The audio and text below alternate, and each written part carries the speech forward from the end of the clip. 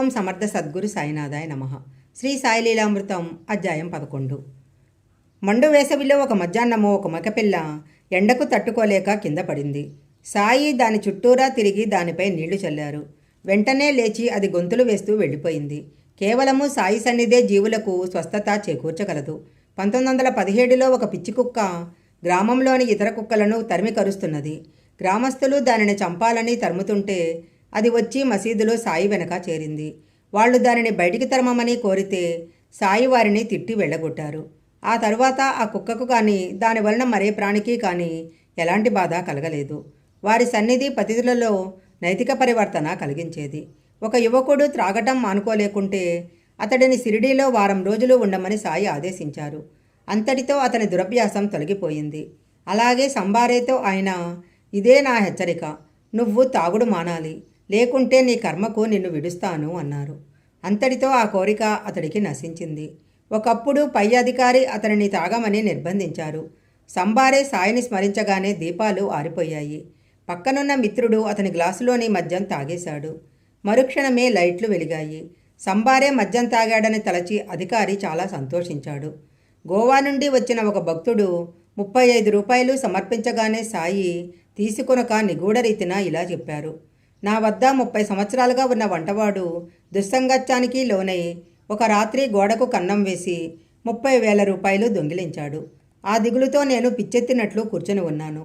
ఒక ఫకీరు వచ్చి నా దిగులుకు కారణం విని, షిరిడీలో సాయిబాబా అనే మహాత్ముడున్నాడు, నీ పైకం తిరిగి వస్తే తిరిగి వస్తానని మొక్కుకొని అంతవరకు భోజనంలో నీకిష్టమైన వంటకం తినడం మానుకో అన్నాడు. అలా చేస్తే కొద్ది కాలానికి ఆ వంటవాడు తిరిగొచ్చి పశ్చాత్తాపంతో పైకం తిరిగి ఇచ్చాడు. వెంటనే షిరిడీ బయలుదేరాను. మొదటి నౌకలో సరంగు ఖాళీ లేదన్నాడు. ఇంతలో ఒక జవాను వచ్చి సరంగు నొప్పించి నన్ను నౌక ఎక్కించాడు. సాయి తన గత జీవితమంతా వివరించడమే గాక ఆయనే తనకు పైకం దొరికేలా చేసిన ఫకీరని, నౌకలో తనకు స్థలమిప్పించిన జవాను కూడా వారేనని ఆ భక్తుడు గుర్తించాడు. ఒకరోజు మధ్యాహ్నం 2 గంటలకు బాబా ప్రధాన్ వచ్చాడా అని దీక్షిత్ని అడిగాడు. లేదు, కబురు చేసేదా అన్నారు దీక్షిత్.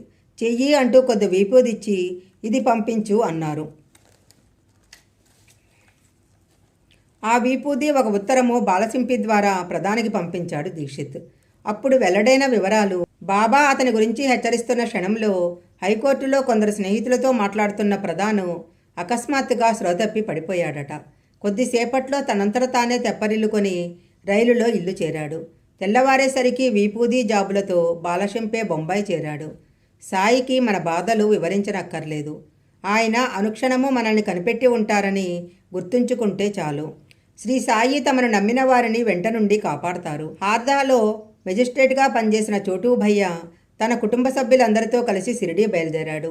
వాళ్ళు నేమేవర్ నది ఒడ్డుకు చేరేసరికి చీకటి పడింది. ఎంత డబ్బిస్తామన్నా బెస్తవాళ్లు పడవ వేయమన్నారు.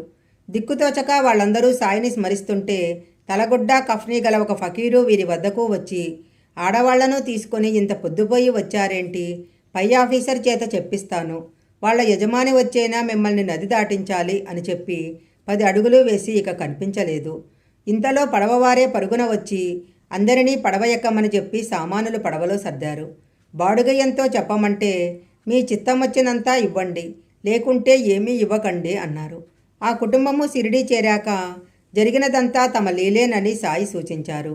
శ్రీ సాయి నమ్మిన వారిని సురక్షితంగా జీవిత సాగరం దాటించి తమ చెంతకు చేర్చుకుంటారు.